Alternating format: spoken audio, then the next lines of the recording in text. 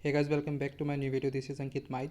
तो अगर आप रीट 2022 का जो फॉर्म फिल कर रहे हैं तो ये वीडियो आपके लिए है, क्योंकि जब आप रीट का जो फॉर्म भरोगे तो आपके मन में कुछ सवाल आएंगे। तो उन सवालों का जवाब यहाँ पर है, और ये मैंने नहीं बनाए, ये आपके ऑफिशियल साइट पर अभी अभी अपलोड किया हुआ है। तो फॉर्म भरने से पहले ये वीडियो आप ज़रूर देख लेना, क्योंकि ये बड़ा ही काम का है। बहुत सारे आपके कन्फ्यूजन होंगे फॉर्म भरने से पहले कि मैं कौन सी कैटेगरी सेलेक्ट करनी है, क्या मतलब कौन सा लेवल सेलेक्ट करना है। तो इन सभी आपके जो सवाल हैं इनका जवाब इस वीडियो में आपको मिलने वाला है। तो वीडियो में लास्ट तक बने रहना, ठीक है। और ये मेरे द्वारा बनाया हुआ नहीं है, ये ऑफिशियल साइट पर अभी अभी अपलोड हुआ है। तो सबसे पहला सवाल, जब आप फॉर्म फिल करने जाओगे या फॉर्म फिल करने से पहले आपके मन में आएगा कि मैं रीट परीक्षा 2022 का आवेदन के लिए रजिस्टर कैसे करूं।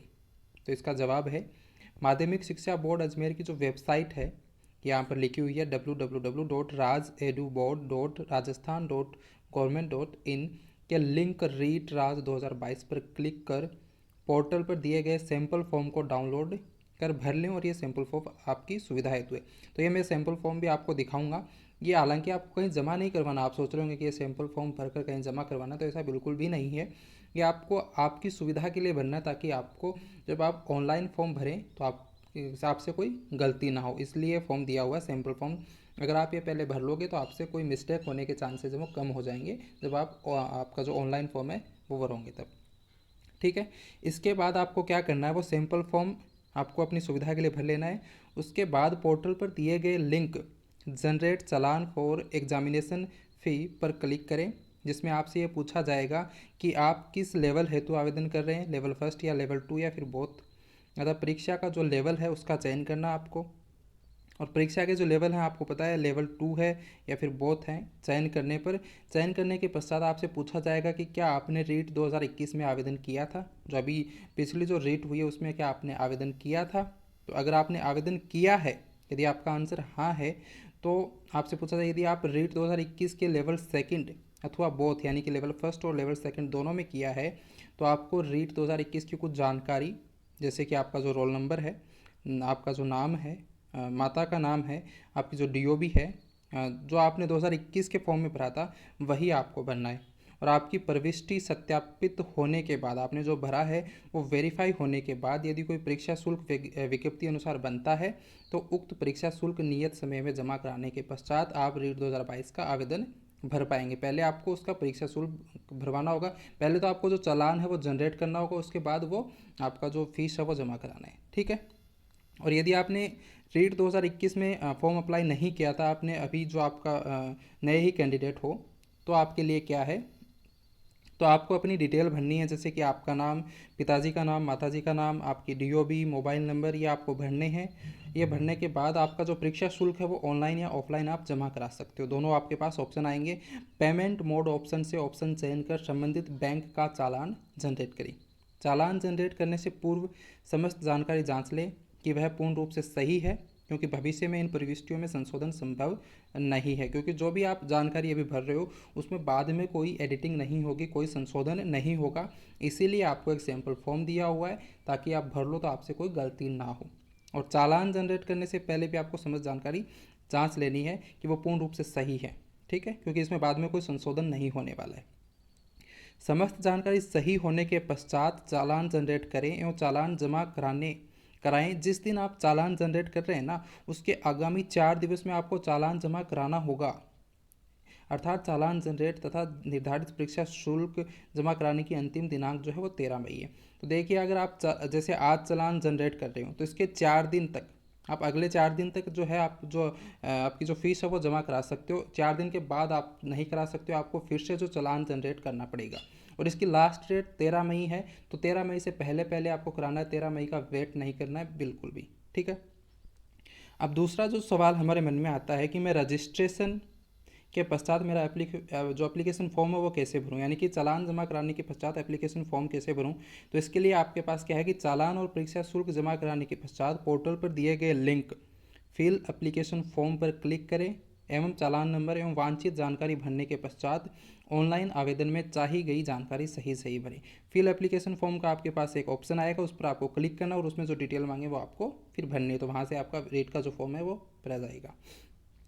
तीसरा क्वेश्चन है कि रजिस्ट्रेशन के पश्चात नाम में, पिताजी के नाम में, माताजी के नाम में, जन्म दिनांक में, मोबाइल नंबर में, परीक्षा का जो लेवल है, लेवल फर्स्ट है या सेकंड है, में किसी प्रकार का कोई परिवर्तन किया जा सकता है या नहीं। तो इसमें किसी भी प्रकार का किसी भी परिस्थिति में कोई भी संशोधन या परिवर्तन संभव नहीं है, बिल्कुल नहीं किया जाएगा। ये बात आपको ध्यान में रखनी है। इसलिए फॉर्म जो भरो तो आप सोच समझ कर एकदम से ध्यान से सही सही वो फॉर्म आपको भरना है, ठीक है। तो आवेदक उक्त सूचना को पूर्ण रूप से जांच ले, क्योंकि चालान जनरेट करने के पश्चात इसमें किसी भी प्रकार का संशोधन या परिवर्तन किसी भी परिस्थिति में नहीं किया जा सकता है। तो इसलिए फॉर्म बड़े ही ध्यान से आपको भरना है, ठीक है। इसीलिए सैम्पल फॉर्म आपका जनरेट किया हुआ है, सैम्पल फॉर्म आपको दिया हुआ है, जो कि मैं आपको दिखाऊंगा। और मैं बार बार सैम्पल फॉर्म का भी जिक्र इसलिए कर रहा हूँ क्योंकि अगर वो आप भर लोगे तो आपसे जो गलती होने के जो चांसेस हैं वो बहुत कम हो जाएंगे, आपसे फिर गलती होगी नहीं, और गलती हो जाएगी तो फिर उसमें संशोधन संभव है ही नहीं, तो गलती करनी ही नहीं है बिल्कुल। अब आपका चौथा क्वेश्चन होता है कि सर परीक्षा हेतु आवेदन शुल्क कितना, आपका जो फॉर्म फीस है वो कितना है। तो देखिए, अगर आप लेवल फर्स्ट के लिए फॉर्म अप्लाई कर रहे हैं तो आपकी जो फीस है वो 550 रुपये है।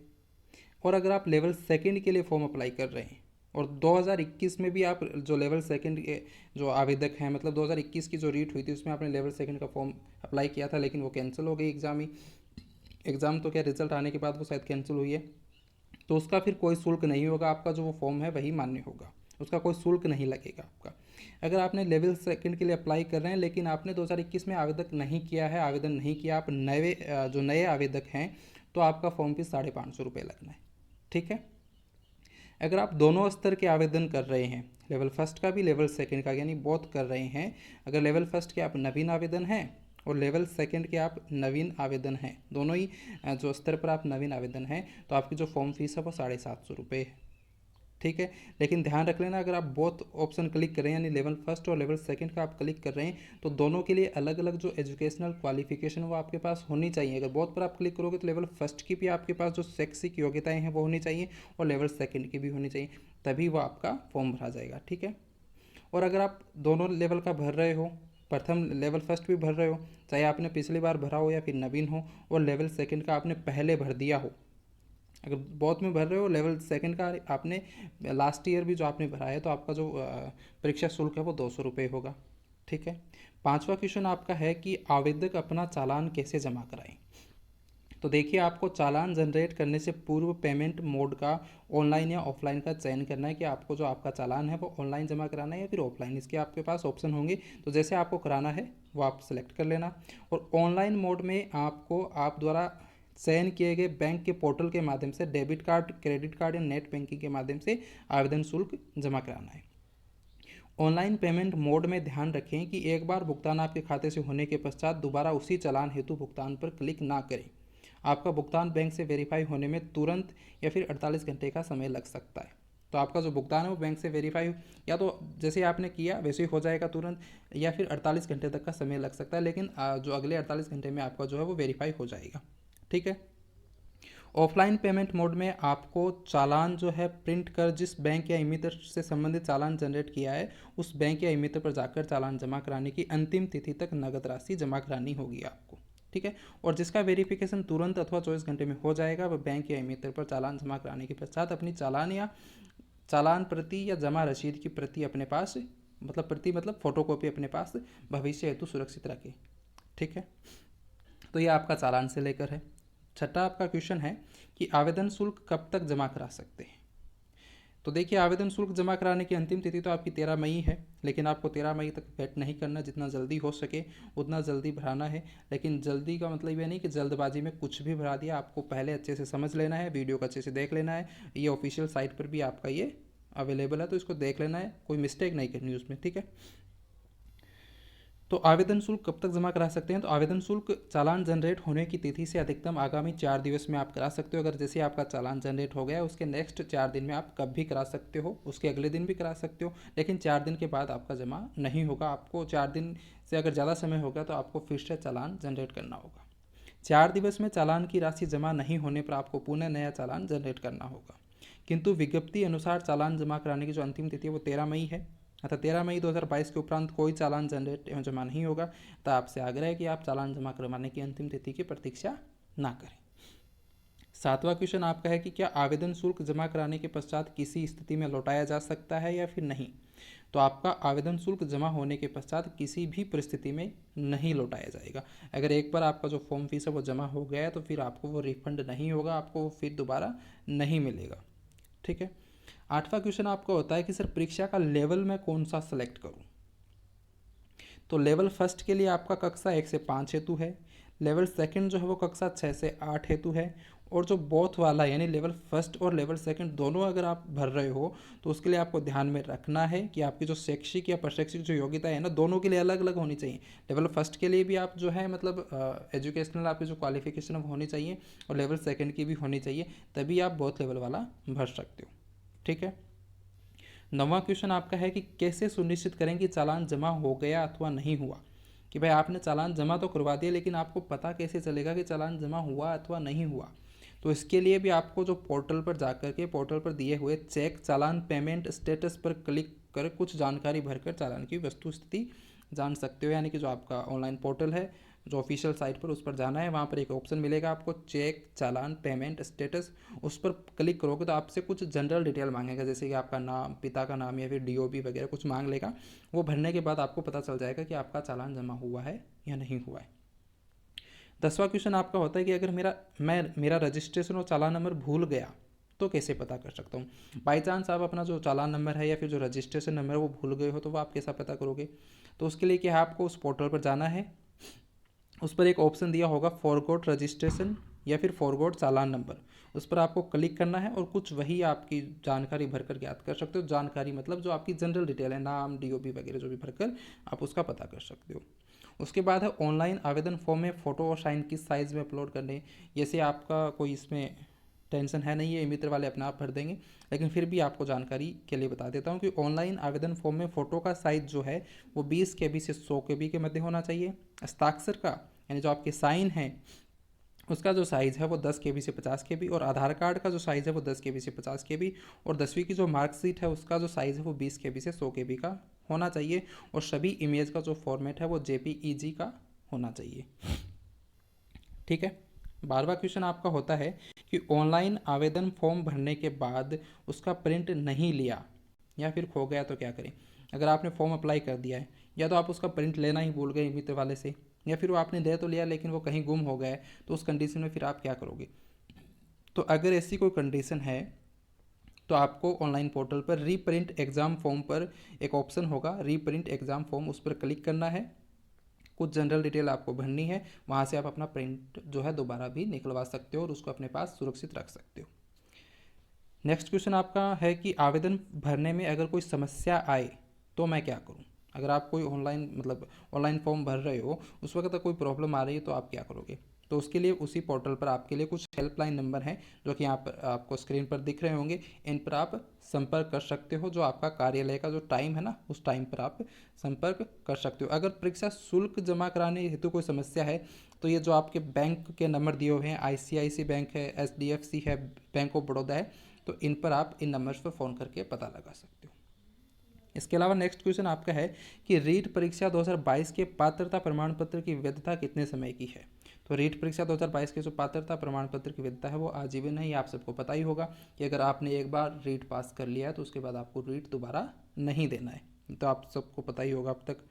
क्या मैं अपना गृह जिला परीक्षा केंद्र के प्राथमिकता क्रम में चयन कर सकता हूँ। तो भाई आप जब ऑनलाइन फॉर्म भरोगे तो वहाँ पर आपको जो एग्ज़ाम के लिए जो सेंटर के पूछा जाएगा ना कि कौन सा सेंटर पर आपको एग्ज़ाम देना है, तो आप अपना होम डिस्ट्रिक्ट वहाँ पर भर सकते हो या नहीं भर सकते हो। तो इसके लिए आप देखो, सबसे ऊपर अपना होम डिस्ट्रिक्ट रख सकते हो, लेकिन जो विभाग वो बाध्य नहीं है कि आपने जो पहले नंबर पर जिस डिस्ट्रिक्ट को रखा है वहाँ पर वो आपका एग्ज़ाम दे। आप भर सकते हो, अपना होम डिस्ट्रिक्ट भी आप पहले नंबर पर रख सकते हो, लेकिन ज़रूरी नहीं है आपका वो एग्ज़ाम सेंटर आए। ठीक है। फिर 16वां क्वेश्चन है कि मैं TSP या शहरिया क्षेत्र से हूँ, तब मुझे आवेदन पत्र भरते समय किन किन बातों का ध्यान रखना है। अगर आप TSP एरिया से हैं तो आपको किन किन बातों का ध्यान रखना है। तो पहली बात तो ये कि यदि आप जनजाति उपयोजना यानी कि अनुसूचित क्षेत्र अथवा अधिसूचित शहरिया क्षेत्र से ताल्लुक़ रखते हैं या फिर अनुसूचित जनजाति से हैं, तो आप अपनी तहसील और गाँव के नाम का उल्लेख करेंगे। ये बड़ी इंपॉर्टेंट चीज़ है। अगर आप TSP या शहरिया क्षेत्र से हैं तो आपको अपना तहसील और गाँव वहाँ पर ज़रूर भरना है। आपका जिला, तहसील, गांव, जनजाति उपयोजना तथा अधिसूचित शहरी क्षेत्र के होने चाहिए। आपका जो तहसील और वो गांव है ना, वो आपका उस अनुसूचित क्षेत्र का होना चाहिए। इसमें यदि आपने अन्य जिला या तहसील अथवा गांव में अदर्स का ऑप्शन चयन किया है तो आप टीएसपी शहरी क्षेत्र के नहीं कहलाएंगे। अगर आपने जिला या तहसील में कोई अदर का ऑप्शन चूज कर लिया, गांव में भी कोई अदर्स का चयन किया है, तो फिर आप टीएसपी या शहरी क्षेत्र के नहीं कहलाएंगे एवं आपका परीक्षा परिणाम टीएसपी शहरी क्षेत्र के आधार पर तैयार नहीं किया जाएगा। मतलब जो आपका आरक्षण है वो आपको नहीं मिलेगा। अतः आप अपना जिला, तहसील, गाँव के नाम का सही चयन करें। तो जो टीएसपी एरिया से वो इस बात का खास करके ध्यान रखें, आपका जो जिला है, जो तहसील है, वो गांव है, ये आपको ध्यानपूर्वक भरना है, इसमें कोई मिस्टेक नहीं करनी है आपको।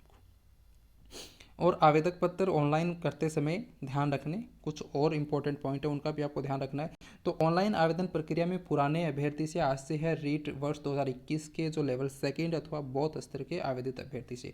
तो इसमें बार बार ओल्ड कैंडिडेट का नाम आ रहा है ना, तो जो जिसने जो लास्ट वाली आपकी जो रीट दी है लेवल सेकेंड या फिर बौद्ध, तो उस ओल्ड कैंडिडेट का मतलब उनसे है। ठीक है।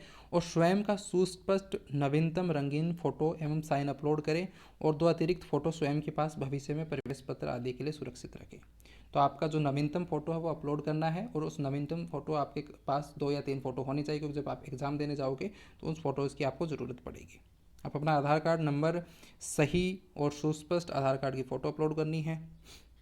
10वीं की जो मार्कशीट है वो भी आपको मतलब एकदम सुस्पष्ट मतलब साफ होनी चाहिए, आपको दिखने समझ में आना चाहिए कि उसमें क्या लिखा हुआ है, वैसे आपको अपलोड करनी है। मोबाइल नंबर, ईमेल वगैरह भी आपको सही सही वहाँ पर भरनी है, ताकि जो भी कोई अगर नोटिस होता है तो वो आपके ईमेल पर आ जाए या मोबाइल पर कोई मैसेज आ जाए। ठीक है। आपका जो कैटेगरी है उसका भी आपको सही सही चूज करना है। ठीक है। और अगर राजस्थान के मूल निवासी हैं और एसटी कैटेगरी का चयन करने पर टीएसपी या शहरियत का चयन करें। टीएसपी शहरिया का चयन करने पर संबंधित तहसील एवं गांव का चयन करने पर ही आप टीएसपी या शहरिया के लिए पात्र हैं, अतः सही तहसील एवं गांव का चयन करें। यदि आप दिव्यांग हैं एवं आपके पास सक्षम स्तर के नियमानुसार आरक्षण पात्रता धारण करने हेतु जारी दिव्यांग प्रमाण पत्र है, तभी दिव्यांग ऑप्शन का चयन करें। देखिए, अगर आप दिव्यांग हैं लेकिन आपके पास दिव्यांग होने का कोई सर्टिफिकेट नहीं है, तो आप दिव्यांग ऑप्शन पर क्लिक मत करना, आपको मुसीबत हो सकती है आगे चलकर। अगर आप दिव्यांग हैं और दिव्यांग होने का आपके पास सर्टिफिकेट है तो ही आपको दिव्यांग ऑप्शन पर आपको क्लिक करना है। यदि आप भूतपूर्व सैनिक हैं तो उस ऑप्शन का आप जो है क्लिक कर सकते हैं। भाषा फर्स्ट, भाषा सेकंड एवं विशिष्टता विषय लेवल सेकंड और बोथ का सही चयन करें। भविष्य में इसमें कोई परिवर्तन नहीं होगा। आप कौन सा जो लेवल का फॉर्म भरना चाहते हैं उसका आप सही से चूज कर सकते हो, उसमें आगे आपका कोई संशोधन नहीं होगा।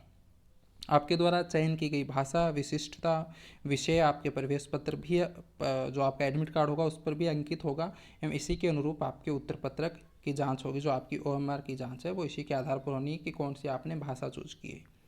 पूरा आवेदन भरने के पश्चात जांच लें एवं सही होने पर वेरीफाई करते हुए भरे हुए फाइनल ऑनलाइन आवेदन पत्र का प्रिंट अपने पास सुरक्षित रखें। पूरा आवेदन भरने के बाद आप उसको जांच लें कि ये सही है या गलत है। अगर उसमें कोई मिस्टेक है तो उसी वक्त सही कर लेना। फॉर्म सबमिट होने के बाद उसमें कोई संशोधन नहीं होगा और उसका प्रिंट निकलवा कर अपने पास सुरक्षित रखना है। और आप द्वारा अपलोड की गई स्वयं की फ़ोटो, हस्ताक्षर, आधार कार्ड की फ़ोटो, अंकतालिका सही रूप में एवं सुस्पष्ट आ रही है कि नहीं, इसकी भी आपको जांच कर लेनी है। उपरोक्त प्रश्न एवं उत्तर बिंदु पोर्टल पर दिया गया सैंपल फॉर्म केवल मात्र आपकी सहायता हेतु है। तो ये जो भी मैंने अब तक आपको बताई आपकी एक हेल्प करने के लिए है। और अब आपको जो सैंपल फॉर्म आपको जो भरना है, ऑनलाइन फॉर्म भरने से पहले वो भर लेना ताकि आपसे कोई मिस्टेक ना हो। तो मैं सैंपल फॉर्म आपको दिखा देता हूँ कि वो सैंपल फॉर्म आपका कैसा है। ठीक है। तो ये आपका सैंपल फॉर्म रहा। यहाँ पर ये आपका सैंपल फॉर्म है, ये इसका नमूना है। ये कहीं पर जमा नहीं करवाना फिर, क्या आप सोच रहे होंगे कि कहीं जमा करवाना, नहीं, बिल्कुल भी जमा नहीं करवाना है। ये बस आपकी सहायता के लिए, ताकि आप जब ऑनलाइन फॉर्म भरो तो आपसे कोई मिस्टेक ना हो। इसमें क्या क्या भरना है, आपका ऊपर यहाँ पर फोटो लगाना है। इसमें आपका नाम, पिता का नाम, माता का नाम, आपका जेंडर, मैरिटल स्टेटस, वैवाहिक स्थिति, आपका धर्म क्या है, पति का नाम, आधार नंबर, जन्म तिथि। दूसरा, एक जब आप एड्रेस भरते हो तो इन साइंस का उपयोग नहीं करना। जो साइन यहाँ पर दिए हुए ना, ये इन चिन्ह का उपयोग नहीं करना आपको एड्रेस भरते हुए, बिल्कुल भी नहीं करना इनका। आपका एड्रेस सही से भर देना, आपकी कैटेगरी, आप अगर दिव्यांग हैं तो वो आप सेलेक्ट कर सकते हो, आपकी राष्ट्रीयता, ये सारी चीज़ें। आपका परीक्षा का केंद्र, ये मैंने बताया था ना, परीक्षा केंद्र फर्स्ट पर आप जो होम डिस्ट्रिक्ट है वो दे सकते हो, लेकिन ज़रूरी नहीं कि आपका एग्ज़ाम सेंटर वही आए, लेकिन आप अपना होम डिस्ट्रिक्ट दे सकते हो। ठीक है, लेवल और भाषा आप अपने हिसाब से इनको चूज़ करना है, या आपकी जो आपकी एजुकेशनल क्वालिफिकेशन है, 10वीं की मार्कशीट, 12वीं की, ग्रेजुएशन अगर आपने पीजी किया हुआ तो उससे रिलेटेड बीएसटीसी है या फिर बीएड है वो, और बॉडी आइडेंटिटी मार्क, अगर आपके शरीर पर कोई किसी प्रकार का कोई चिन्ह है, जैसे तिल वगैरह होते हैं ना हाथ में या थैली पर, तो वो आप यहाँ पर भर सकते हो। तो ये आपका सैम्पल फॉर्म है। तो रीट का फॉर्म भरने से पहले इन सभी चीज़ों को आपको ध्यान में रखना है, इनको ध्यान में रखते हुए आपको फॉर्म अप्लाई करना है। तो एक छोटा सा वीडियो था, और अगर वीडियो पसंद आए तो वीडियो को लाइक करना, चैनल पर नए हो तो चैनल को सब्सक्राइब करना। मिलते हैं नेक्स्ट वीडियो में। Thank you so much for watching, bye.